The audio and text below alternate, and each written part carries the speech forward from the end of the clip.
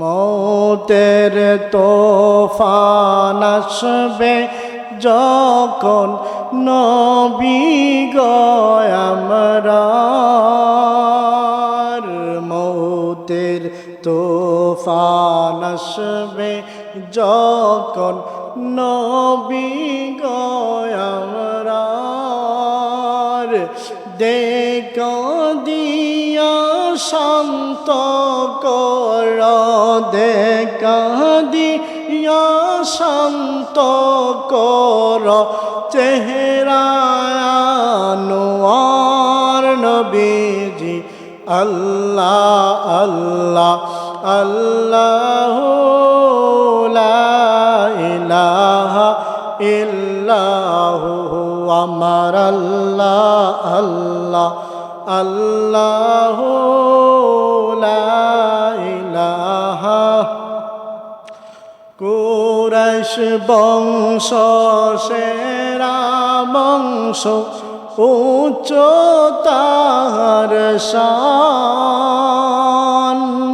কুরাইশ বংশ সেরা বংশ উচ্চ তাহার শান তাহার মাঝে সেরা আবার তাহার মাঝে সেরা আবার হাশিমি খানদান নবীজি আল্লাহ আল্লাহ আল্লাহ লা ইলাহা ইল্লাহু আমার আল্লাহ আল্লাহ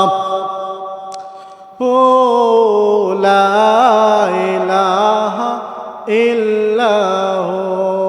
মা আমেনা স্বপ্নে দেখেন গর্বে তাহার নূর মা আমেনা স্বপ্ন দেখেন গর্বে তাহার নূর সেই নূরেরই নাম রাখিলেন সেই নূরেরই নাম রাখিলেন মোহাম্মদ রাসূল নবীজি আল্লাহ আল্লাহ আল্লাহ লা ইলাহা ইল্লাহু আমার আল্লাহ আল্লাহ আল্লাহ লা ইলাহা।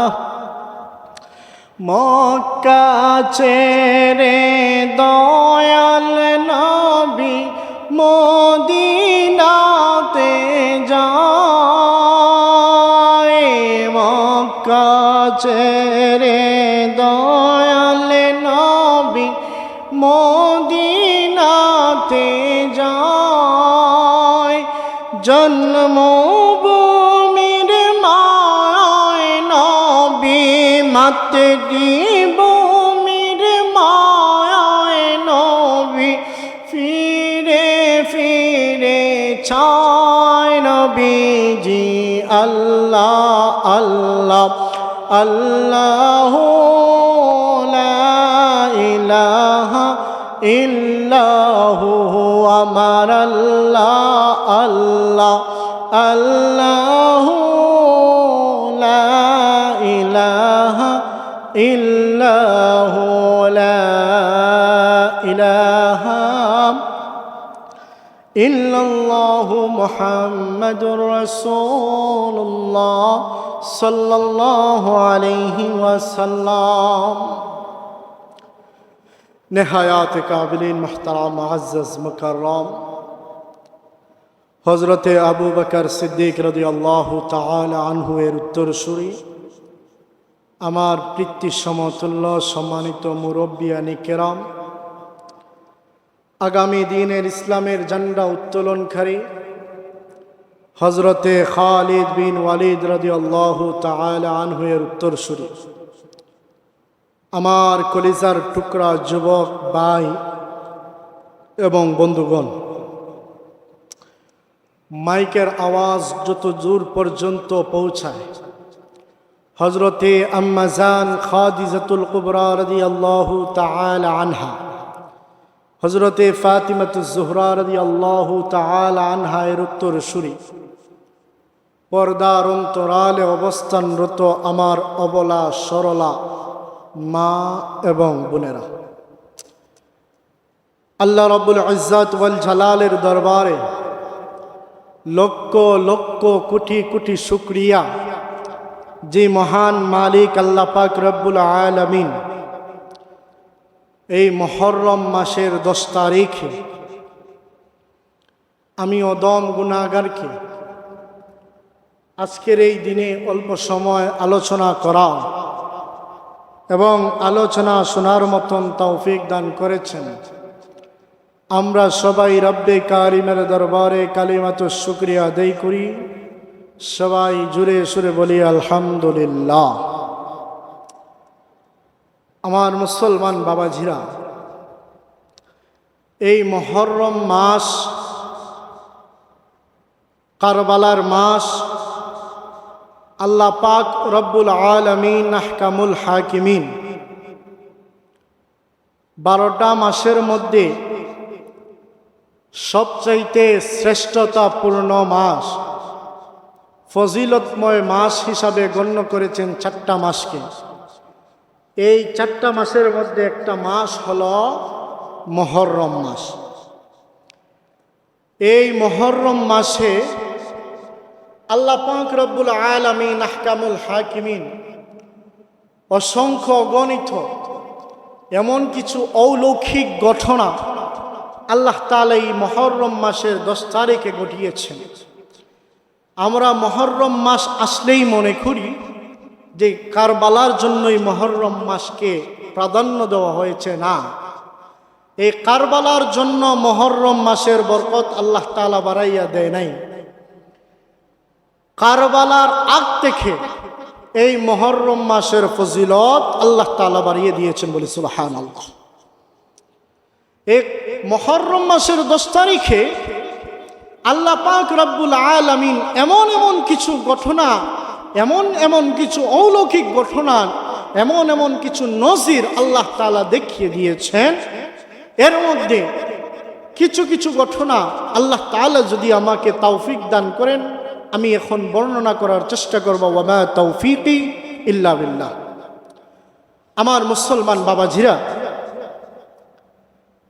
আমার আপনার নবী, দু জাহানের বাদশা নবী, কামলিওয়ালা নবী রাহমাতুল লিল আলামিন, উনি যখন মক্কা নগর ছেড়ে মদিনার মধ্যে যখন উনি হিজরত করলেন, মক্কা থেকে যখন মদিনা হিজরত করলেন, হিজরত করার পরে ওই এলাকার যারা ইহুদি ছিল, আল্লাহর নবী কামলিওয়ালা নবী রাহমাতুল লিল আলামিন দেখলেন ওই এলাকার ইহুদিরা এই মুহররম মাসের 10 তারিখে তারা রোজা রাখতেছে। কি রাখতেছে?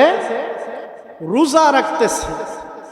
আল্লাহ পাক রব্বুল আলামিনের হাবিব, আমার নবী, আপনার নবী, দু জাহানের বাদশা নবী কামলিওয়ালা নবী রাহমাতুল লিল আলামিন তখন ইহুদিদেরকে জিজ্ঞাসা করলেন, ভাই ইহুদিরা, তোমরা যে রোজা রাখতেছ, এই রোজা রাখার কারণ কি? কোন কারণে তোমরা রোজা রাখতেছ? আমার মুসলমান বাবা ছিল, আল্লাহর নবী কামলিওয়ালা নবী, দু জাহানের বাদশা নবী রাহমাতুল লিল আলামিন যখন মক্কা ছেড়ে মদিনার মধ্যে হিজরত করলেন, আল্লাহ তাবারাকা ওয়া তাআলা উনার হাবিব, উনার বন্ধু আহমদ মুহাম্মদ মুস্তাফা মুজতবা সাল্লাল্লাহু আলাইহি ওয়াসাল্লামকে বলে দিলেন, ও আমার বন্ধু, আমার হাবিব, আপনি কোনো এক সময় এই মক্কা ছেড়ে মদিনার মধ্যে হিজরত করতে হবে। আল্লাহর নবী কামলিওয়ালা নবী রাহমাতুল লিল আলামিন তখন ওনার প্রথম সাহাবী হযরতে আবু বকর সিদ্দিক রাদিয়াল্লাহু তাআলা আনহুকে ডাইকা বলে, রে আবু বকর, ও আবু বকর, আমি একদিন মক্কা ছেড়ে মদিনার মধ্যে হিজরত করব। আমার হাবিব, আপনি কোন দিন হিজরত করবেন গো নবী?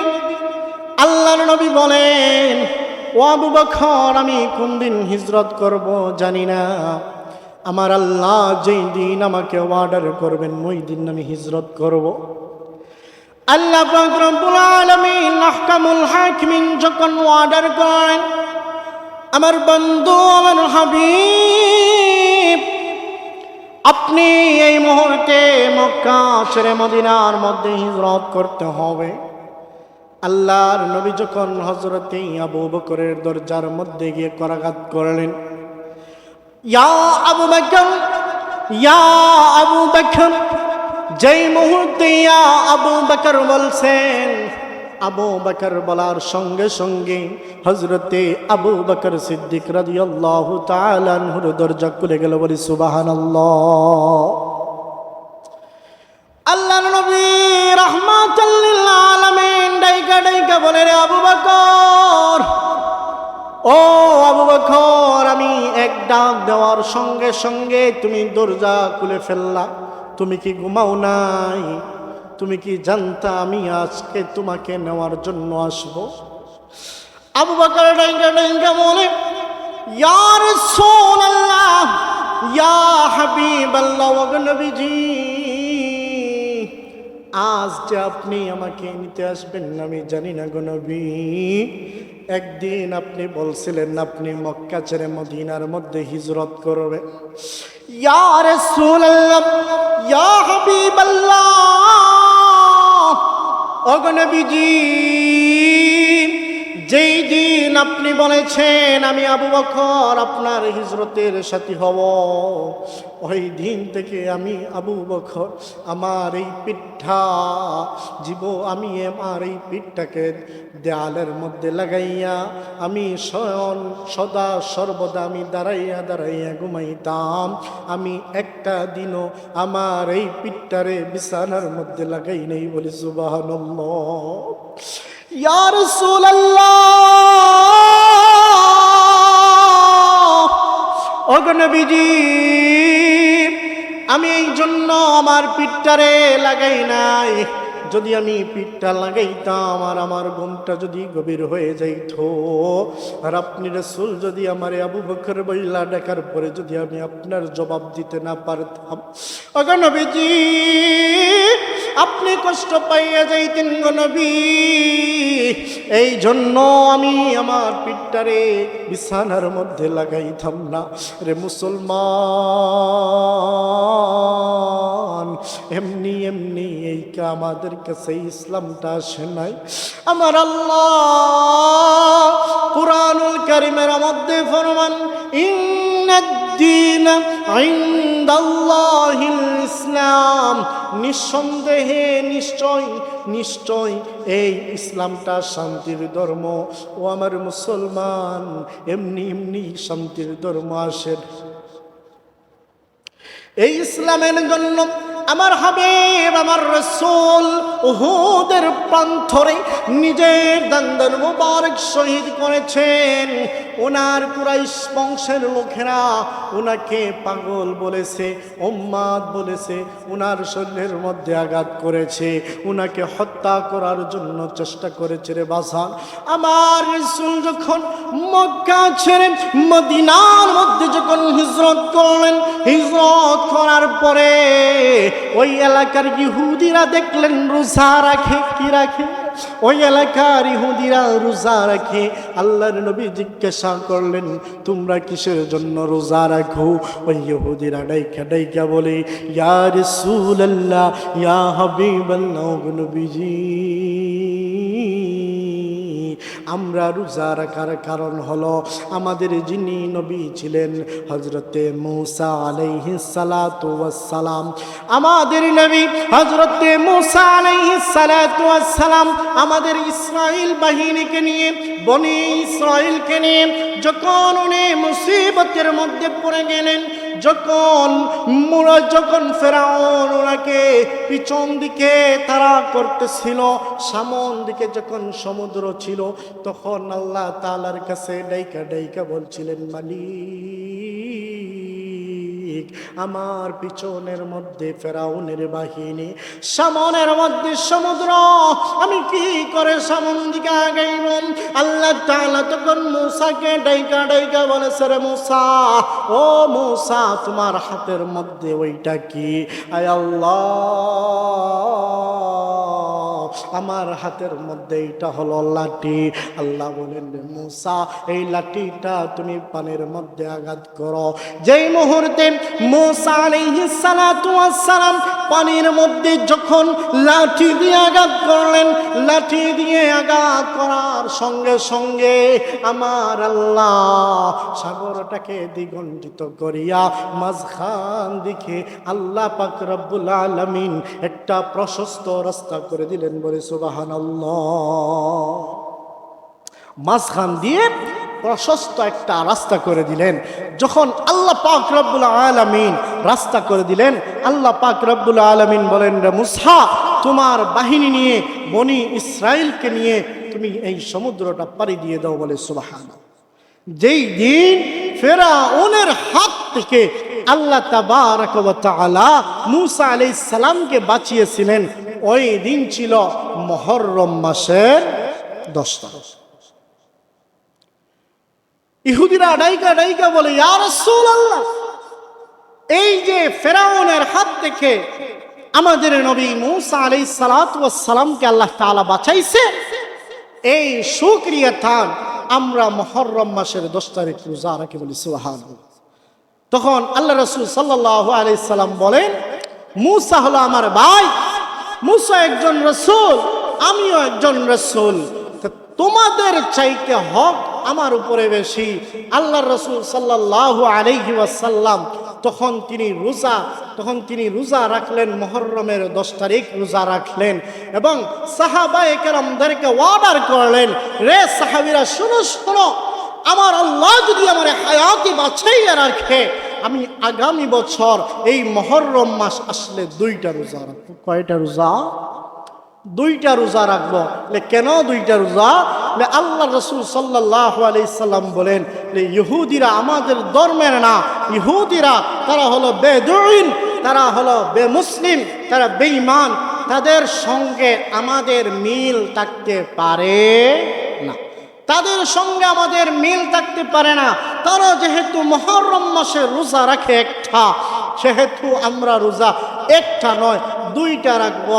মুহররম মাসের 10 তারিখের সঙ্গে একদিন আগাইয়া অথবা একদিন পিছাইয়া 9-10 অথবা 10-11 2টা রোজা রাখবো। আল্লাহ পাক রব্বুল আলামিন আহকামুল হাকিমিন আমারে যদি তৌফিক দেয়, সাহাবীরা তোমরাও 2টা রোজা রাখবা এবং আমি রাসূলও 2টা রোজা রাখবো। আল্লাহর রাসূল বলেছেন, ইহুদির সঙ্গে আপনার মিল হতে পারে না, অথচ আজ দেখেন 2026 সালে ফিফা ওয়ার্ল্ড কাপ চলতেছে, বিশ্বকাপ চলতেছে। আহারে মুসলমান, আপনার রাসূল বলেছেন ইহুদির সঙ্গে আপনার মিল হতে পারে না। আজ যদি কাউকে প্রশ্ন করা হয় তোমার আইডল কে, সে বলে আমার আইডল হলো নেইমার, আমার আইডল হলো মেসি, আমার আইডল হলো রোনালদো, আমার আইডল হলো কাকা, আমার আইডল হলো ম্যারাডোনা, আমার আইডল অমুক, আমার আইডল তমুক। আহারে মুসলমান, লক্ষ লক্ষ টাকা খরচ করে আর্জেন্টিনার পতাকা বানায়, লক্ষ লক্ষ টাকা খরচ করে ব্রাজিলের পতাকা বানায়, লক্ষ লক্ষ টাকা খরচ করে স্পেনের পতাকা বানায়। আল্লাহ, এই যে মানুষগুলা যে নাফরমানের দিকে চলে যাইতেছে, আমার আপনার আইডল হওয়ার কথা ছিল রাসূল, আমার আপনার আইডল চাওয়ার কথা ছিল আল্লাহর রাসূলের জীবন, আমার আপনার আইডল থাকার কথা ছিল নবীর সাহাবীরা, অথচ আমরা ইহুদি নাসারাদের দালালি করে কথা বলেন। ঠিক ইহুদি নাসারাদের দালালি করে ফজরের নামাজ মসজিদে হয়, আজানের সময় মসজিদে ইমাম সাহেব নামাজ পড়ায়, ওই দিকে মসজিদের পাশে দোকানের মধ্যে বইসা খেলা দেখে। ফজরের সময় 5-6 জন 7 জন মানুষের ঊর্ধ্বে নামাজে মানুষ হয় না।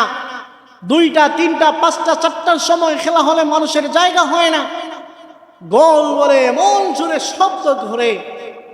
আমার মনে হয় না আল্লাহর রসুলের উপরে যখন অবমাননা করা হয়, আল্লাহর রসুলকে নিয়ে যখন কটূক্তিমূলক কথা বলা হয়, তখনও মনে হয় না এই মুসলমানগুলো এইভাবে গর্জে উঠে। কথা বলেন ঠিক কিনা? এইভাবে গর্জে উঠে না। যাই হোক, আমি যে কথা বলতেছিলাম যে আল্লাহর রসুল সাল্লাল্লাহু আলাইহি ওয়াসাল্লাম বলেন, রে সাহাবীরা, মুহররম মাস যখন তোমাদের কাছে আসবে তখন তোমরা কি করবা? মুহররম মাসের সঙ্গে আরো একটা রোজা মিলাইয়া 2টা রোজা রাখবে। আমার মুসলমান বাবাজিরা, এই মুহররমের 10 তারিখে আমার আল্লাহ আরো এমন কিছু কিছু ঘটনা ঘটাইয়াছেন, এমন অলৌকিক ঘটনা ঘটাইয়াছেন। হযরতে নূহ আলাইহিস সালাতু ওয়াস সালাম, আল্লাহর পয়গম্বর, উনি যখন মানুষদেরকে ইসলামের দাওয়াত দেয়, দ্বীনের দাওয়াত দেয়, ওনার নিজের সন্তানও ইসলাম ধর্মের মধ্যে আসে না। নিজের সন্তানটারেও পর্যন্ত ইসলামের আয়তের ভিতরে আনতে পারে না। অপারগ হয়ে আল্লাহ তাআলার কাছে ফরিয়াদ করলেন, মালিক, ওগো আল্লাহ, আমার তো কথা তারা শুনে না। আমি যে ইসলামের দাওয়াত দেই সেই ইসলামের দাওয়াত তারা শুনতে রাজি হয় না। আল্লাহ পাক রব্বুল আলামিন তখন নূহ আলাইহিস সালাতু ওয়াস সালামকে বলে, আরে নূহ, তুমি একটা কিস্তি বানাও, নৌকা বানাও। ওই নৌকাটা বানাইয়া নৌকার মধ্যে তোমার যারা ইসলামের আয়ত্তের ভিতরে ঢুকবে তাদেরকে তুমি আয়ত্তের ভিতরে ঢুকাও। নূহ আলাইহিস সালাতু ওয়াস সালাম যখন নৌকা বানাইলেন, কিস্তি বানাইলেন, কিস্তি বানানোর পরে হযরতে নূহ আলাইহিস সালাতু ওয়াস সালাম ওনার সঙ্গের সাথীগুলারে লইয়া কিস্তির মধ্যে যখন উঠলেন, কিস্তির মধ্যে ওঠার পরে দীর্ঘ 40 দিন বড় আল্লাহ পাক রব্বুল আলামিন আহকামুল হাকিমিন এমন বৃষ্টি দিলেন, এমন প্লাবন দিলেন, সারা এলাকা পানি তৈ তৈ হয়ে গেল, সারা এলাকা পানি ভরপুর হয়ে গেল। চতুর্দিকে পানি আর পানি, পানি আর পানি, কোনো কিছু দেখা যায় না।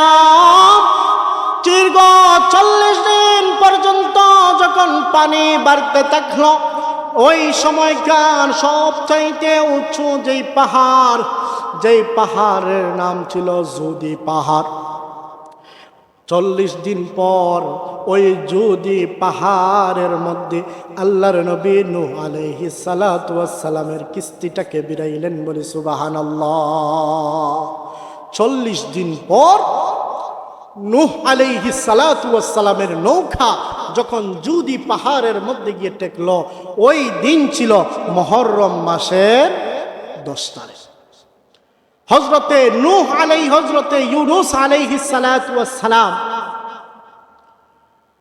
যখন উনাকে মাছের পেটের মধ্যে রাখা হলো, মাছ যখন হযরতে ইউনূস আলাইহিস সালাতু ওয়াস সালামকে গিলার পরে দীর্ঘ 40 দিন পর যখন ইউনূস আলাইহিস সালাতু ওয়াস সালামকে উগলাইয়া যখন নদীর পারে যখন ফেললো, যেই দিন মাছের পেট থেকে হযরতে ইউনূস আলাইহিস সালাম মুক্তি পাইলেন, ওই দিনও ছিল মুহররম মাসের 10 তারিখ। ইব্রাহিম আলাইহিস সালাতু ওয়াস সালাম ওনার কওমের লোকেরা নমরুদ যখন ওনাকে আগুনের মধ্যে ফেললো, দীর্ঘ 40 দিন যখন আগুনের মধ্যে থাকার পরে যখন হাসতে হাসতে যখন আগুন থেকে বের হলেন, আগুনের মধ্যে ফেলার পরে আল্লাহ তাআলা আগুনকে ডাইকা ডাইকা বলেন, ও আগুন, তোমার বৈশিষ্ট্য কি, কাজ কি? আগুন ডাইকা ডাইকা বলে, ওগো মালিক, আমার কাজ হলো আমার ভিতরে যা কিছু আসবে সব কিছুকে জ্বালাইয়া পুরাইয়া ছাই করে দেওয়া হলো আমার কাজ। আল্লাহ তাআলা বলেন, কুলনা ইয়া নারু কুনি বারদাও ওয়া সালামান আলা ইব্রাহিম। আমার ইব্রাহিম তোমার ভিতরের মধ্যে যাইতেছে, ওই ইব্রাহিমের জন্য তুমি ঠান্ডা শীতল হয়ে যাও, বলি সুবহানাল্লাহ। ইব্রাহিম আলাইহিস সালাতু ওয়াস সালাম দীর্ঘ 40 দিন পর যখন ওই আগুন থেকে বের হলেন, হাসতে হাসতে যখন আগুন থেকে মুক্তি পেলেন, ওই দিন ছিল মুহররম মাসের 10 তারিখ। হযরতে ইউসুফ আলাইহিস সালাতু ওয়াস সালামকে উনার বাইরা কুয়ার মধ্যে ফেলে দিল। কুয়া থেকে যেই দিন উনি মুক্তি পাইলেন, ওই দিন ছিল মুহররম মাসের 10 তারিখ। ইয়াকুব আলাইহিস সালাতু ওয়াস সালাম উনার সন্তানের জন্য কান্না করতে করতে চোখের দুইটা জ্যোতি যখন হারাইয়া ফেললেন, অন্ধ হয়ে গেলেন, অন্ধত্ব যখন মিটে গেল, যেই দিন আবার আল্লাহ তাবারাকা ওয়া তাআলা ইয়াকুব আলাইহিস সালামকে চক্ষুটা ফিরাইয়া দিলেন, ওই দিনও ছিল মুহররম মাসের 10 তারিখ, বলি সুবহানাল্লাহ। এইভাবে অসংখ্য অগণিত ঘটনা আছে এই মুহররম মাসের 10 তারিখে আল্লাহ তাআলা ঘটাইছেন। আর এর মধ্যে সবচাইতে করুণ যেই ঘটনা, মর্মান্তিক যেই ঘটনা, সেই ঘটনা হলো কারবালার ঘটনা। আরে এই কারবালার ঘটনা বর্ণনা যখন করি, চোখের মধ্যে পানি চলে আসে, চোখের পানি আটকাইয়া রাখা যায় না। নিষ্ঠুর এই ইবনে জিয়াদ, আল্লাহর নবীর নাতি হযরত হুসাইন রাদিয়াল্লাহু তাআলা আনহুকে কারবালার প্রান্তরে এমন ভাবে হত্যা করেছে, শাহাদাত করিয়েছে। এই মর্মান্তিক ঘটনা বর্ণনা করা আসলে এত কষ্ট, আসহাবে কাহাফের ঘটনাকেও হার মানিয়েছে। এত মর্মান্তিক ঘটনায় কারবালার ঘটনা। আল্লাহর নবী রাহমাতাল লিল আলামিন ভবিষ্যৎবাণী করে গিয়েছিলেন, রে মুআবিয়া, তোমার বংশের তোমার ছেলে আমার বংশকে নির্বংশ করবে, আমার বংশের লোকদেরকে হত্যা করবে। মুআবিয়া তখন বিয়ে শাদী করে নাই। তখন মুআবিয়া রাদিয়াল্লাহু তাআলা আনহু বলছেন, ইয়া রাসূলুল্লাহ, ইয়া হাবিবাল্লাহ, ওগো নবী, আমার বংশের কারণে যদি আপনার বংশকে নির্বংশ হইতে হয়, আমি মুআবিয়া জীবনে বিয়ে করব। আল্লাহর রাসূলের বাণী তো ভবিষ্যৎবাণী মিথ্যা হতে পারে না। আল্লাহর রাসূল বলেছেন, মুআবিয়ার বংশধর থেকে আল্লাহর নবীর বংশকে নির্বংশ করা হবে, এটা তো মিথ্যা কথা হতে পারে না। শেষ পর্যায়ে যখন সে বিয়ে করার পরও তার ঘরের মধ্যে জন্ম নিল ইয়াজিদ নামক কুলাঙ্গার। যারা বলবে ইয়াজিদকে, যারা সাহাবী বলবে, তাদের মতন মুনাফিক, তাদের মতন বেঈমান পশ্চিমকালেও হতে পারে। যেই মানুষের কারণে, যেই মুনাফিকের কারণে আল্লাহর নবীর বংশের মধ্যে রক্তাঘাত করা হয়েছে, আল্লাহর নবীর নাতিকে শাহাদত করা হয়েছে, সেই মানুষ কখনো সাহাবী হতে পারে না। অনেক লম্বা ঘটনা, সংক্ষিপ্ত আকারে আলোচনা করব। আল্লাহর নবী রাহমাতাল লিল আলামিনের আদরের নাতি, কলিজার টুকরা হযরতে হুসাইন রাদিয়াল্লাহু তাআলা আনহু, উনি ছিলেন মদিনায়। আর এই যে ইরাকবাসী, কুফানগরবাসী, তা একবার নয়, বারংবার তারা মুনাফিকি করেছে, বেঈমানি করেছে। ইরাকের মধ্যে অনেক নবী এবং রাসূল আছেন, এই নবী রাসূলদের সঙ্গেও তারা বেঈমানি করেছে। আমার মুসলমান বাবাজিরা, যখন ইয়াজিদ যখন তার হাতের মধ্যে ক্ষমতা নিল, ক্ষমতা নেওয়ার পরে তখনকার সময়ে কুফানগরের মধ্যে যে গভর্নর ছিল, তার নাম ছিল নোমান ইবনে বশীর। নোমান ইবনে বশীর উনি একজন ভালো একজন মানুষ ছিলেন, আল্লাহ ওয়ালা ছিলেন, আল্লাহ ভাবি ছিলেন। এই যে বলছিলাম কুফাবাসী হলো বেঈমান, কুফানগর থেকে বারে বারে বারে বারে চিঠি যায়, ওগো নবীর নাতি হযরত হুসাইন রাদিয়াল্লাহু তাআলা আনহু, আমরা আপনার কাছে বায়াত গ্রহণ করতে চাই, আমরা আপনার হাতে হাত ধরে বায়াত গ্রহণ করতে চাই। আল্লাহর নবীর নাতির কাছে যখন বারে বারে চিঠি যায়, আল্লাহর নবী চিঠির উত্তরে কিছুই বলেন না। একবার, দুইবার, তিনবার, চারবার করতে করতে কয়েকশোবার যখন আল্লাহর রাসূল সাল্লাল্লাহু আলাইহি সাল্লামের নাতির কাছে চিঠি আসলো, আসার পরে আল্লাহর নবীর নাতি হযরত হুসাইন রাদিয়াল্লাহু তাআলা আনহু গণ্যমান্য সাহাবীদেরকে নিয়ে বসলেন। বসার পরে ডাইকা ডাইকা বলেন, রে সাহাবীরা শুনো, এই দেখো কুফা নগর থেকে কিছু চিঠি এসেছে, তারা আমাকে দাওয়াত দিতেছে তাদের কুফা নগরীতে যাওয়ার জন্য। শেষ পর্যায়ে এমন চিঠি এসেছে, চিঠির মধ্যে লেখা ছিল, ও আল্লাহর নবীর নাতি হুসাইন, আমরা 40,000 মানুষ আপনার কাছে বায়াত গ্রহণ করার জন্য চিঠি দিতেছি, অথচ আপনি চিঠির উত্তর দিতেছেন না। ওগো নবীর নাতি, আপনি যদি বায়াত গ্রহণ, যদি আপনার আমাদেরকে বায়াত গ্রহণ না করান, আমরা ইয়েজিদের কাছে বায়াত গ্রহণ করব, আর কিয়ামতের ময়দানে হাসরের মাঠে আমরা আপনাকে আল্লাহ তাআলার কাঠগড়ায় জবাবদিহির জন্য কাঠগড়ার মধ্যে দাঁড় করাবো, আল্লাহর রাসূলের কাছে বিচার দিব। ইয়া রাসূলুল্লাহ, ইয়া হাবিবাল্লাহ, ওগো নবীজি, আমরা কুফাবাসীরা আপনার নাতির কাছে বায়াত গ্রহণ করতে চাইছিলাম, বারে বারে চিঠি দিয়েছি, কিন্তু আল্লাহর নবীর নাতি আমাদের বায়াত গ্রহণ করেন নাই, আমাদেরকে বায়াত করান নাই, আমরা ইয়েজিদের কাছে বায়াত গ্রহণ করতে হয়েছে।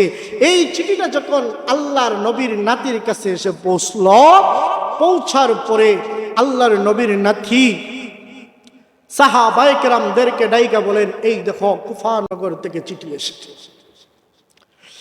আমার মুসলমান বাবা ছিল,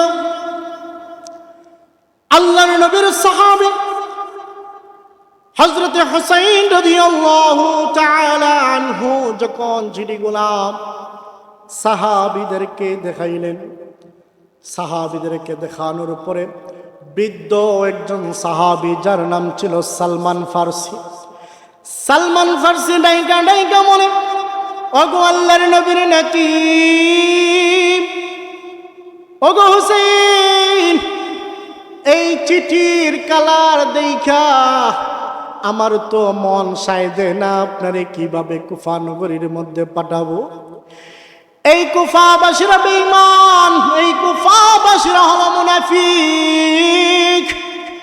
একবার দুইবার নয়, বারবার তারা কুফাবাসীরা বেঈমানি করেছে, অনেক নবীর সঙ্গে বেঈমানি করেছে। তারপরেও আপনি যেহেতু যেতে চান নবীর সাহাবী, আমরা আপনাকে সরাসরি কুফা নগরীতে পাঠাইব না, একটা কাজ করেন, আপনার পক্ষ থেকে একজন প্রতিনিধি আপনি কুফা নগরীর মধ্যে পাঠান। আপনার পক্ষ থেকে একজন কুফা নগরীর মধ্যে যাওয়ার পরে যদি ওই সাহাবী যদি বলে কুফার পরিবেশ ভালো আছে, আপনি যেতে পারবেন, তাহলে আপনাকে আমরা যাওয়ার অনুমতি দিব, নচেত আমরা দিব না। যখন আল্লাহর নবীর নাতি ওইখানের মধ্যে ডাক দিয়া বলেন, কে আছো কুফা নগরীর মধ্যে যাইবা? আল্লাহর নবীর নাতি হযরত হুসাইন রাদিয়াল্লাহু তাআলা আনহুর একজন চাচাতো ভাই, যার নাম ছিল মুসলিম বিন আকিল ডাইকা ডাইকা বলে, ও আমার ভাই হুসাইন, আমি আপনার পক্ষ থেকে আপনার প্রতিনিধি হয়ে কুফা নগরীতে যাইতে চাই। আল্লাহর নবীর সাহাবী হযরত মুসলিম বিন আকিল রাদিয়াল্লাহু তাআলা আনহু, উনি যখন রওনা দিবেন, ওনার দুইটা ছোট্ট শিশু ছিল, একজনের নাম ছিল ইব্রাহিম, আরেকজনের নাম ছিল মুহাম্মদ। ওই দুইটা শিশু ডাইকা ডাইকা বলে, ওগো আমার বাবা, আমাদের মা নাই, আমরা কাউরে মা বইলা ডাকতে পারি না। বাবা, আজ যদি আপনি কুফা নগরীতে চলে যান, আমরা কার বুকের মধ্যে মাথা রাইখা ঘুমাইব, কারে আমরা বাবা বইলা ডাকবো? ও বাবা, আপনার একা যাইতে দিব না, যাইতে দিব না। আপনার সঙ্গে আমরা দুইজন ভাই যেতে চাই, বলি সুবহানাল্লাহ। মুসলিম বিন আকিল রাদিয়াল্লাহু তাআলা আনহু উনার দুইটা সন্তানকে নিয়ে যখন তিনি রওনা দিলেন, রওনা দেওয়ার পরে হযরতে মুসলিম বিন আকিল যেই মুহূর্তে কুফা নগরীর মধ্যে এসে পৌঁছালেন, কুফা নগরীর মধ্যে এসে পৌঁছানোর সঙ্গে সঙ্গে প্রথম যেই দিন উনি এসে পৌঁছাইছেন, ওই দিন আল্লাহর নবীর সাহাবী মুসলিম বিন আকিলের হাতের মধ্যে 40,000 মানুষ বায়াত গ্রহণ করেছে, বলি সুবহানাল্লাহ। 40,000 মানুষ হাতের মধ্যে হাত রেখা বায়াত গ্রহণ করেছে এবং দাওয়াতের উপরে দাওয়াত, কেউ এখন দাওয়াত, কেউ রাত্রের দাওয়াত, কেউ পরের দিনের দাওয়াত, এভাবে দাওয়াত দিতে দিতে অবস্থা খারাপ। আল্লাহর নবীর সাহাবী দেখলেন যে আমি মুসলিম বিন আকিল হওয়ার পরেও আমাকে যেহেতু সাহাবা এই মানুষগুলা এত মহব্বত করতেছে, আমাকে যেহেতু মানুষগুলা এত ভালোবাসা দিতেছে, না জানি হুসাইন রাদিয়াল্লাহু তাআলা আনহুকে কেমন মহব্বত করে। তখন মুসলিম বিন আকিল উনি একটা চিঠি লিখলেন। চিঠি এমন ছিল, ভাই হুসাইন রাদিয়াল্লাহু তাআলা আনহু প্রথম দিনে 40,000 মানুষ আমি মুসলিম বিন আকিলের হাতে আপনার পক্ষ থেকে বায়াত গ্রহণ করেছে, আর অনেক মানুষ আছে বায়াত গ্রহণ করতে চায়। এই কুফার নগরী কুফাবাসীরা আপনাকে চায়, আপনাকে আমন্ত্রণ জানায়, আপনি আসতে পারেন, কোনো সমস্যা নাই। যেই মুহূর্তে হুসাইন রাদিয়াল্লাহু তাআলা আনহুর কাছে চিঠিটা এসে পৌঁছলো, পৌঁছার সঙ্গে সঙ্গে দাওয়াতের উদ্দেশ্যে আল্লাহর নবীর নাতি হযরতে হুসাইন রাদিয়াল্লাহু তাআলা আনহু 72 জনের কাফেলা নিয়ে কুফার উদ্দেশ্যে রওনা দিয়ে দিলেন, বলে সুবহান। এই জন্য কবি বলেন, মুঝে কো ফওয়ালো মুসাফির ন সমঝো, मैं आया नहीं हूँ बुलाया गया हो, सुनो को फबाशी मुसाफिर मुराना, দাওয়াতে এসেছি দাওয়াত করে আনা। কুফাবাসীরা আল্লাহর নবীর নাতিকে দাওয়াত দিয়ে বলেছে, ও হুসাইন, আপনাকে আমরা দাওয়াত দিলাম, আপনি আসেন। আরে কুফার বেঈমানেরা কেমন ভাবে বেঈমানি করলো।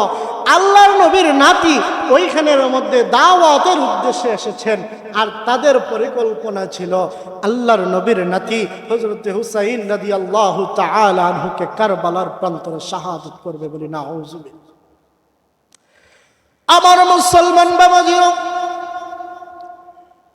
হযরতে মুসলিম বিন আকিল রাদিয়াল্লাহু তাআলা আনহু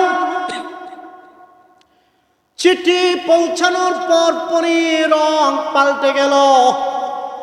যেই কুফার মসজিদের মধ্যে হযরতে মুসলিম বিন আকিল রাদিয়াল্লাহু তাআলা আনহু যখন নামাজ পড়ায়, মসজিদের ভিতরেও জায়গা হয় না, বারিন্দায় জায়গা হয় না, উঠানের মধ্যেও জায়গা হয় না। চিঠি দেওয়ার সঙ্গে সঙ্গে একে একে মানুষ কমা শুরু করে দিলাম।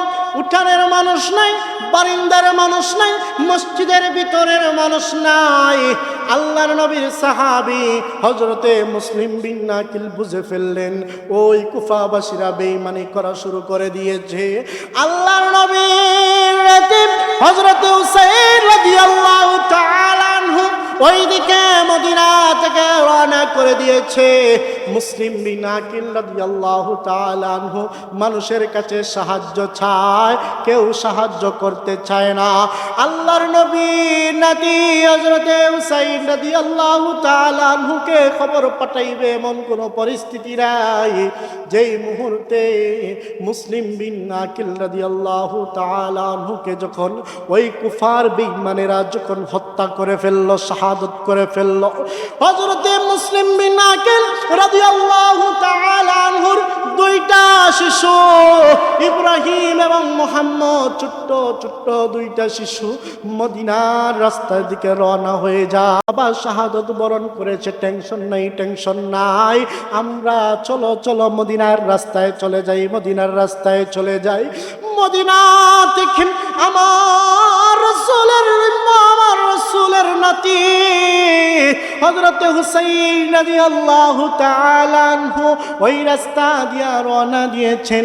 কুফাবাসীরা যেহেতু বেঈমানি শুরু করে দিয়েছে, হুসাইন রাদিয়াল্লাহু তাআলা আনহুকে শাহাদাত বরণ করে ফেলবে। ওই ছোট্ট দুইটা শিশু যখন হযরতে মুসলিম বিন আকিল রাদিয়াল্লাহু তাআলা আনহুর দুইটা শিশু যখন রাস্তা দিয়ে যায়, যখন দিনের বেলা হয়, এক জায়গার মধ্যে বিশ্রাম করে রাত্রের সময় রওনা দেয়। ওইদিকে ইবনে জিয়াদ ঘোষণা করে দিল যে মুসলিম বিন আকিলের দুইটা সন্তানকে যারা মৃত অথবা জীবিত আইনা দিতে পারবা তাদেরকে পুরস্কার দেওয়া হবে। তাদেরকে কি দেওয়া হবে? পুরস্কার দেওয়া হবে।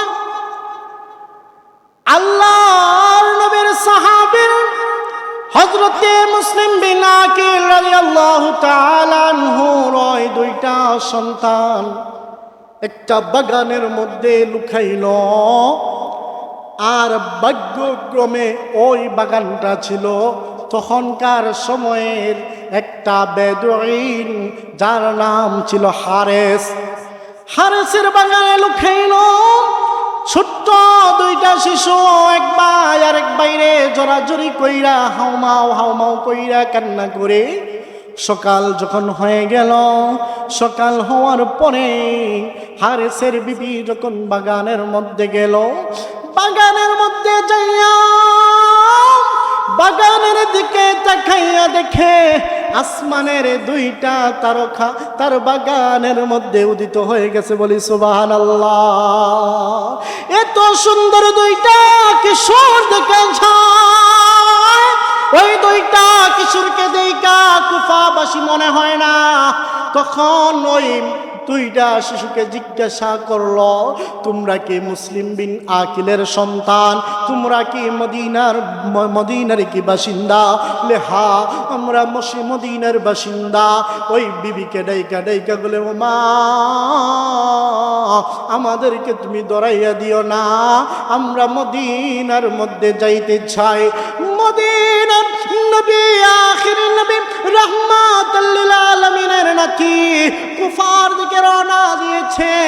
ওই কুফাবাসী আল্লাহর নবীর নাতিকে মাইরা ফেলাইব, হত্যা কইরা ফেলাইব, আপনি আমাদেরকে ধরা দিয়েন না। ওই ছোট্ট শিশু দুইটারে বুকের মধ্যে আগলে ওই দক্ষিণে মা তার ঘরের মধ্যে নিয়ে গেল। নিয়া বলতেছে, রে সন্তানেরা শোনো শোনো, এই ঘরের মধ্যে তোমরা থাকো, রাত্র যখন হয়ে যাবে আমি তোমাদেরকে ঘর থেকে বের করে দিব, তোমরা এইখানের মধ্যে কান্না করো না, এইখানের মধ্যে থাকো। নিষ্ঠুর হারেস যখন ঘরের মধ্যে আসলো, নিষ্ঠুর হারেস ঘরের মধ্যে আইসা দেখতে পারলো তার বিবি ঘরের মধ্যে আছে। বিবিকে ডাইকা বলে, রে বিবি, আমারে অল্প কিছু খাবার দেও, আমি এই মুহূর্তে বের হয়ে যাব।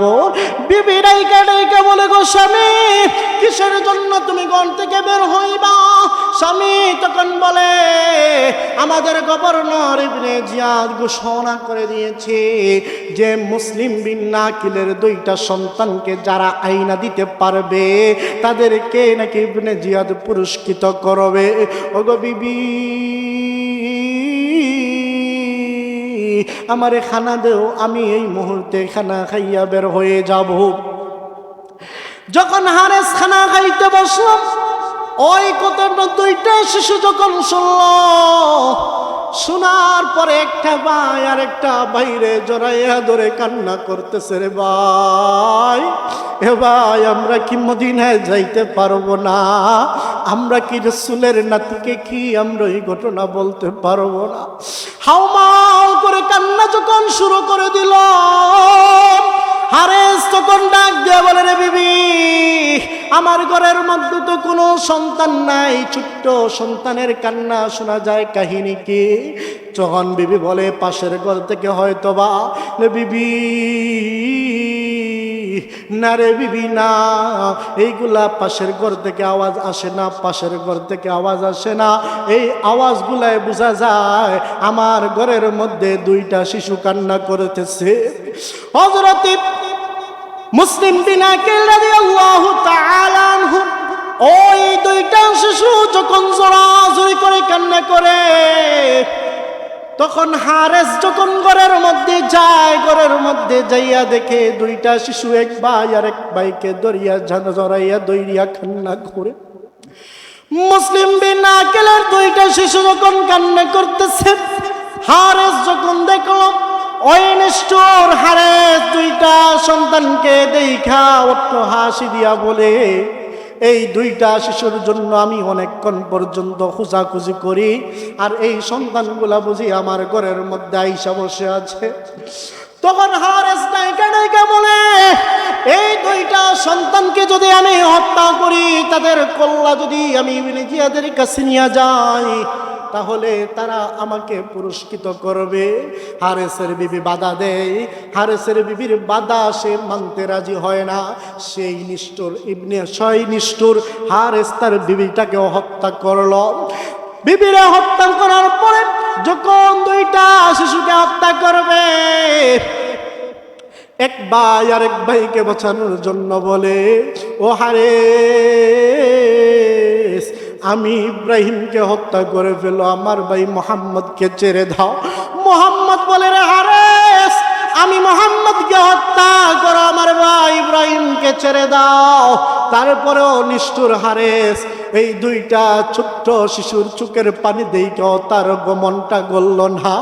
নিষ্ঠুর হারেস দুইটা শিশুকে হত্যা করে ফেলল। আর কি নিদারুণ ঘটনা! এই দুইটা ছোট্ট শিশু, যাদের এখনো পর্যন্ত কোনো ধরনের গুনাহ নাই, এক ভাই আর এক ভাইকে কান্না কইরা বলে, রে ভাই, আর হয়তো বা হুসাইন রাদিয়াল্লাহু তাআলা আনহুকে আর আটকানো গেল না। ও ভাই, আমরা তো শাহাদাত বরণ করে ফেলতেছি, না জানে আল্লাহর নবীর নাতি হুসাইন রাদিয়াল্লাহু তাআলা আনহুর কি অবস্থা হয়। কি নিদারুণ ঘটনা রে বাবা! কারবালার প্রান্তরে আল্লাহর নবীর সাহাবী, আল্লাহর নবীর নাতি হযরতে হুসাইন রাদিয়াল্লাহু তাআলা আনহু যখন মদিনা থেকে কুফার উদ্দেশ্যে রওনা দিলেন, কুফার পরে হলো কুফা নগরীর পরে হলো কারবালার প্রান্তর। কিন্তু আল্লাহ তাআলার কুদরত বোঝা বড় দায়। আল্লাহ পাক রব্বুল আলামিন আহকামুল হাকিমিন কারবালার প্রান্তরে আল্লাহর নবীর নাতির শাহাদতকে নির্ধারণ করে রেখেছেন। এই জন্য কারবালার প্রান্তর কুফা থেকে কারবালার প্রান্তর অনেক দূরে। আল্লাহর নবীর নাতি কুফা রেখে কারবালার প্রান্তরে চলে গেলেন। কারবালার প্রান্তরে যখন যাওয়া হলো, কারবালার প্রান্তরে গিয়ে দেখলেন ওই জায়গার অবস্থা আরো নিদারুণ, আরো কঠিন। লেক্কাবাসীরা, যেই ইবনে জিয়াদের লোকেরা আল্লাহর নবীর নাতির জন্য পথগুলা বন্ধ করে দিয়েছে, পথগুলা বন্ধ করে দিয়েছে, খাবার পানি আনার বন্ধ করে দিয়েছেন, কোনো রাস্তা নাই। একদিন, 2 দিন, 3 দিন করে কয়েকদিন যখন ওই জায়গার মধ্যে থাকার জন্য গেলেন, আল্লাহর নবীর সাহাবী, আল্লাহর নবীর নাতি হযরতে হুসাইন রাদিয়াল্লাহু তাআলা আনহু ওই জায়গার মধ্যে যাওয়ার পরে যখন বললেন, রে আমার মানুষেরা, শুনো শুনো, ওই জায়গার মধ্যে তোমরা একটা তাবু গাড়ো, ওই জায়গার মধ্যে তাবু গাড়ার জন্য যেই মুহূর্তে মাটির মধ্যে আঘাত করলেন, মাটির মধ্যে আঘাত করার পরে নরমালি পানি বের হওয়ার কথা, কিন্তু পানি বের হয় না, পানি বের হয় না। ওই জায়গা থেকে ফিনকারি মাইরা রক্ত বের হওয়া শুরু হয়ে গেল। আল্লাহু আকবার। পানি থেকে রক্ত বের হয়। গাছের মধ্যে যখন আঘাত করা হলো, গাছ থেকে রক্ত বের হয়। যেইখানের মধ্যে আঘাত করা হয় ওইখানের মধ্যে রক্ত বের হয়। আল্লাহর নবীর সাহাবী একজনকে জিজ্ঞাসা করলেন, এই যে মাটি, মাঠের নাম কি? আরেকজন বলে এই মাঠের নাম হলো কারবালা। আল্লাহর নবী নাতি দুইটা চোখের পানি ফালাইয়া কান্না করে বলেন, রে আমার কওমের লোকেরা, শুনো শুনো, আমার নানা হযরতে মুহাম্মদুর রাসূলুল্লাহ সাল্লাল্লাহু আলাইহি ওয়াসাল্লাম বলে গিয়েছেন, আমি কারবালার প্রান্তরে শাহাদাত বরণ করব। ও আমার গোত্রের লোকেরা, আমার কওমের লোকেরা, আমি আলো বাতিগুলা সব বন্ধ করে দিতেছি, তোমরা এই নির্জনের মধ্যে এখান থেকে ত্যাগ করে ফেলো। কিন্তু কওমের লোকেরা বলে, ওগো নবীর নাতি, আপনারে আমরা একা একা রাইকা যাব না, এইখানের মধ্যে যদি মারা লাগে আমরা সবাই একসঙ্গে মরব, বাঁচার হলে একসঙ্গে বাঁচব। যখন মুহররম মাসের 9 তারিখ, পানি নাই, কিচ্ছু নাই, তখন সারবানু আয়েশা দুধের কুলের শিশু আলী আসগরকে হযরতে হুসাইন রাদিয়াল্লাহু তাআলা আনহুর বুকুলের মধ্যে দিয়া বলতেছে, ও আমার স্বামী, আমাদের ঘরের মধ্যে এক ফুটো পানি নাই, আমার স্তনের মধ্যে দুধ নাই। এই ছোট্ট 6 মাসের শিশু আলী আসগর পানি খাওয়ার জন্য কান্না করতেছে। যাও যাও, একটুখানি পানি তাদেরকে আইনা দেও। নিষ্ঠুর যেতে পাখিনি, পানি দিল না রে বাবা, পানি দিল না। হযরতে হুসাইন রাদিয়াল্লাহু তাআলা আনহু বলতেছে, ও বিবি শাহরবানু, ওই মানুষগুলা পানি দিবে না। শাহরবানু বলে, ওগো নবীর নাতি, আমি শুনেছি তারা ফজরের আজান দিয়েছে, তারা জামাতের সাথে নামাজ আদায় করেছে, নিঃসন্দেহে তারা মুসলমান। আপনি তো নবীর নাতি, আপনারে পানি দেওয়ার কথা। আল্লাহর নবীর নাতি বলে, ও শাহরবানু, তারা মুসলমান ঠিকই, কিন্তু তারা নামের মুসলমান, আসল মুসলমান নয়, আসল মুসলমান নয়। তারা নামদারি মুনাফিক নামক মুসলমান, তারা পানি দিবে না।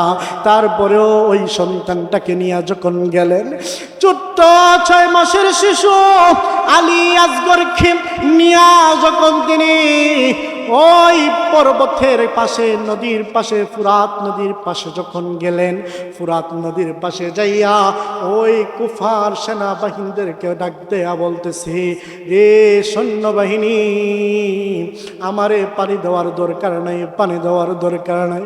আমার 6 মাসের শিশু আলী আসগর, তারে একটু পানি দিবানি। ওই সৈন্যবাহিনী কোনো কথা বলে না, আর নিশ্চুপ থাকা হলো সম্মতির লক্ষণ। আল্লাহর নবীর নাতি যেহেতু তারা নিশ্চুপ ছিল, আল্লাহর নবীর নাতি ভাবছেন যে তারা সম্মতি দিল। যেই মুহূর্তে ফুরাত নদীর পাশে গেল, আহার কি নিষ্ঠুর নিদারুণ ঘটনা। যখন ওই সৈন্যবাহিনীদেরকে বলেন, আমার একটু পানি দিবানি, ওই মানুষেরা কোনো কথা বলে না, আর নিশ্চুপ থাকা হলো সম্মতির লক্ষণ। আল্লাহর নবীর নাতি মনে মনে ভাবছেন তারা সম্মতি দিয়েছে। যেই মুহূর্তে হযরতে হুসাইন রাদিয়াল্লাহু তাআলা আনহু পানি নিল, রে বাবা, কি নিষ্ঠুর ঘটনা, কি নিদারুণ ঘটনা। ওই ফুরাতের নদী আলী আসগরের জন্য আমার আল্লাহ কবুল করে নাই, আমার আল্লাহ কবুল করে নাই। আমার আল্লাহ আলী আসগরের জন্য শাহাদাতের পানি রেডি করে রেখেছে, বলি সুবহানাল্লাহ।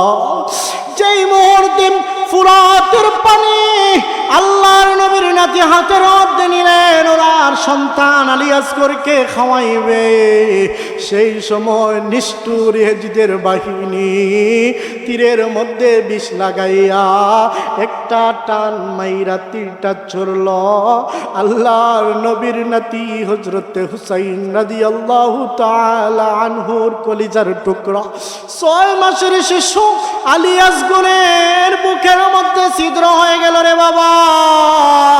ফুরাতের পানি খাওয়ার আগে আগে আমার আল্লাহ ওই ছোট্ট শিশুটাকে শাহাদাতের পানি পান করাইলেন, বলি সুবহানাল্লাহ। ছোট্ট শিশুটারে নিয়ে যখন শাহর বানুর কাছে গেল, ডাইকা ডাইকা বলে, রে শাহর বানু,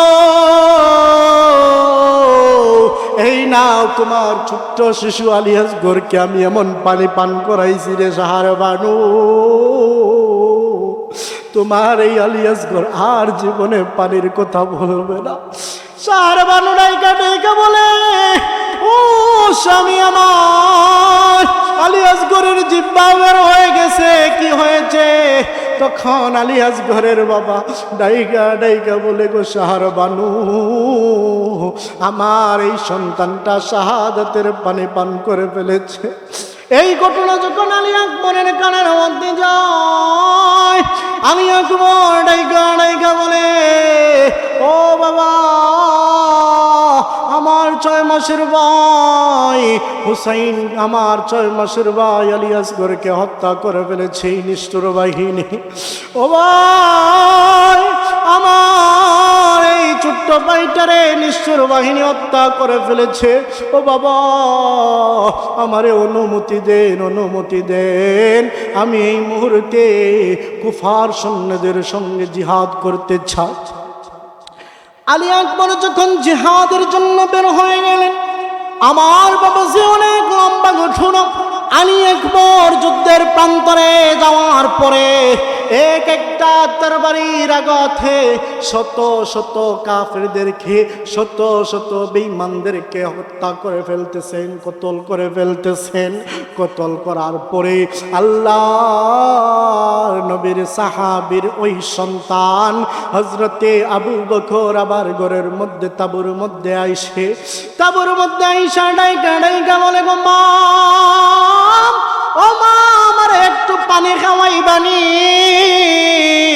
আমারে যদি একটু পানি খাওয়াও, আমি আপনারে কথা দিলাম এই কুফার সকল মানুষগুলারে হত্যা করে ফেলবো।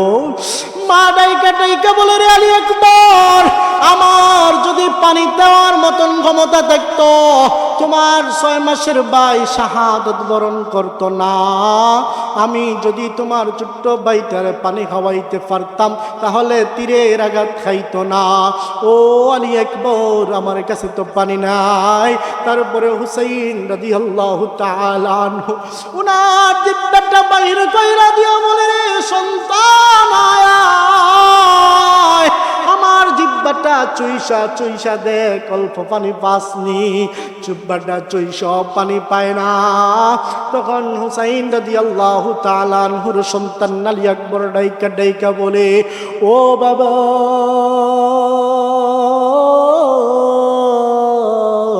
বিদায় দেও, বিদায় দেও, আমি কারবালার প্রান্তরে যাই, আর হয়তোবা তোমাদের সাথে আমার দেখা হবে না। আমি কারবালার প্রান্তরে চলে যাচ্ছি, আমার সঙ্গে দেখা হবে হাসরের মাঠে, বলি সুবহানাল্লাহ। হযরত আলী আকবর শহীদ হয়ে গেলেন। এইভাবে কে কে কাসেম শহীদ হয়ে যায়। তখন হযরতে হুসাইন রাদিয়াল্লাহু তাআলা আনহু ওনার বিবিরে ডাইকা ডাইকা বলে, রে বিবি, আমি যাই কারবালার প্রান্তরে শাহাদাত বরণ করতে। ও বিবি, আমার নানা বলেছেন আমি কারবালার প্রান্তরে শাহাদাত বরণ করব। রাত্র যখন হয়ে গেল, সাহার বানু স্বপ্নের মধ্যে দেখেন এই কারবালার প্রান্তর একজন মহিলা জারু দেয়। সাহার বানু ডেকে ডেকে বলে, গো মা, ও মা, তুমি কে? কারবালার প্রান্তর কিসের জন্য জারু দেও? তখন ওই দুঃখিনী মা ডাইকা ডাইকা বলে, ও সাহার বানু, তুমি আমারে চিনবা না, আমারে চিনবা না, আমি হলাম হযরতে হুসাইনের মা, দুঃখিনী ফাতেমা। মা, আপনি কারবালার প্রান্তর কিসের জন্য জারু দেন? ফাতেমা ডাইকা ডাইকা বলে, ও সাহার বানু, আমার সন্তান আগামীকাল এই প্রান্তরের মধ্যে শাহাদাত বরণ করবে, এই জন্য আমি দুঃখিনী মা কারবালার প্রান্তরটাকে আমি ঝাড়ু দিয়ে পরিষ্কার করতেছি। শাহাদাতের মর্মান্তিক ঘটনা, কারবালার কি দারুণ ঘটনা! কারবালার প্রান্তরে যখন হুসাইন রাদিয়াল্লাহু তাআলা আনহু যখন যুদ্ধের জন্য কারবালার প্রান্তরে যখন গেলেন, একে একে একে একে অসংখ্য অগণিত মানুষগুলারে যখন মারা হয়ে গেল, নিষ্ঠুর ওই মানুষগুলা, পাষাণ্ড মানুষগুলা আল্লাহর নবীর নাতির সঙ্গে কেমন ব্যবহার করেছে রে বাবা! ওই দিন ছিল শুক্রবার। এই দিন আল্লাহর নবীর নাতি হযরতে হুসাইন রাদিয়াল্লাহু তাআলা আনহু, উনার শরীরের মধ্যে বল্লমের আঘাত, তীরের আঘাত, শুলের আঘাত, শরীরটা জখম হয়ে গেছে। শরীর থেকে ঝর ঝর ঝর ঝর করে রক্ত প্রবাহিত হইতেছে। আল্লাহর নবীর নাতি শাহাদাত বরণ করবে বাপ। আল্লাহর নবীর নাতির বুকের উপরে তখনকার সময়ের যে মুয়াজ্জিন ছিল, যার নাম ছিল সীমার, ওই সীমার, নিষ্ঠুর সীমার আল্লাহর নবীর নাতির বুকের উপরের মধ্যে উঠে গেল। আল্লাহর নবীর নাতি ডাইকা ডাইকা বলে, ও সীমার, তোমার বুকটা আমারে কইলা দেখাইবানি লে কিসের জন্য? লে আমার নানা আমারে ভবিষ্যৎবাণী করে গেছে, দুরাগাটা একটা কুকুর আমার বুকের মধ্যে উঠবে, তোমার শরীরের মধ্যে দুরাগাটা ভাব আসেনি, লে তোমার শরীর ডবল রোগ নিয়ে দেখতে চায়। তখন ওই সীমারের বুকটা যখন খোলা হলো, সীমারের বুকটা কইলা দেখতে পারলেন যে তার বুকের মধ্যে ডুরাকাটা ভাব। তখন আল্লাহর নবীর নাতি ডাইকা ডাইকা বলে, রে সীমার, ও সীমার, তোমার হাতের মধ্যে আমি হুসাইন কতল হব, আমার রাসূল ভবিষ্যৎবাণী করে গেছে, কিন্তু তোমাকে আমি জানাতে চাই, আমারে 2 রাকাত নামাজ পড়ার সুযোগ দিবানি? লে যাও, দিয়ে দিলাম। যখন হুসাইন রাদিয়াল্লাহু তাআলা আনহু নামাজ যখন পড়া শুরু করলেন, নামাজ পড়া শুরু করার পরে 2য় রাকাতের সিজদা দিয়ে যখন তিনি উঠবেন, তখন ওই নিষ্ঠুর ওই সীমার তার বুকের মধ্যে যখন উঠে গেল, এর পরে তার বুকের, তার গলার মধ্যে যখন চাকু চালায়, চুরি চালায়, গলা তো আর কাটে না, গলা কাটে না। নিষ্ঠুর ওই সীমারকে ডাইকা ডাইকা বলে, সীমার, তুমি যদি লক্ষ লক্ষ বছর যদি আমার এই গলার দিকে তোমার ছুরি যদি চালাও, তারপরেও আমার গলা কাটতে পারবা না, কাটতে পারবা না। কেন কাটতে পারবা না জানোনি? কারণ আমার রাসূল, আমার নানা, আমার গলার এই জায়গার মধ্যে চুমা দিয়েছে। বলি সুবহানাল্লাহ। আমার নানা এই জায়গার মধ্যে চুমা দিয়েছে রে সীমা, তুমি আমার এই জায়গার মধ্যে কতল করতে পারবা না। তুমি আমার গলার অন্য দিকে, অন্য পাশ দিয়ে গর্দানের দিকে তুমি কাটো। নিষ্ঠুর সীমার আল্লাহর নবীর নাতি হযরতে হুসাইন রাদিয়াল্লাহু তাআলা আনহুকে যখন শাহাদাত করে ফেলল, আর কি নিষ্ঠুর ঘটনা! শাহাদাত করার পরেও ক্লান্ত হয় নাই।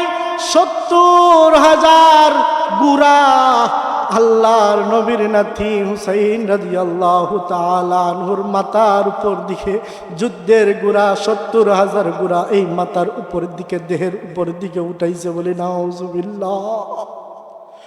৭০,০০০ গুড়া তার রাসূলের নাতির দেহের উপর দিকে উঠাইছে। আমার মুসলমান বাবাজিরা, যেই মুহূর্তে ৩ দিন ৪ দিন পর আল্লাহর নবীর নাতির লাশ যখন খোঁজার জন্য আসলো, কেউ নবীর নাতির লাশ খুঁজে পায় না, চিনতে পারে না। তার হাত একদিকে, পা একদিকে, অঙ্গ প্রত্যঙ্গ একদিকে, মাথা একদিকে। তখন জয়নাল আবদিন আইসা ডাইকা বলে, এটা হুসাইন রাদিয়াল্লাহু তাআলা আনহুর লাশ, এটা আলী আকবরের লাশ, এটা কাসেমের লাশ, এটা সখিনার লাশ, এটা আলী আসগরের লাশ। বললেন, তুমি কিভাবে জানলা? আমি জানার কারণ হলো, আমি হলাম জয়নাল আবেদিন, আমি কারাগারের মধ্যে ছিলাম, আমাকে শাহাদত করতে পারে নাই, শুধুমাত্র রাসূলের বংশের মধ্যে আমি জয়নাল আবদিন জীবিত আছি, এই জন্য আমার বংশের লোকদেরকে আমি চিনতে পারি। আমার মুসলমান বাবাজিরা, এই কারবালার প্রান্ত এত কঠিন, এত করুণ ঘটনা। আল্লাহ তাবারাকা ওয়া তাআলা আপনারে আমারে তৌফিক দান করুন, আমরা যেন কারবালার এই দিনকে আমরা মনে করতে পারি, কারবালাকে আমরা স্মরণ করতে পারি। যেহেতু ইসলামকে উত্তোলন করার জন্য আল্লাহর নবী নাতিরাও শাহাদাত বরণ করেছে, ইসলামের ঝান্ডা উত্তোলন করেছে।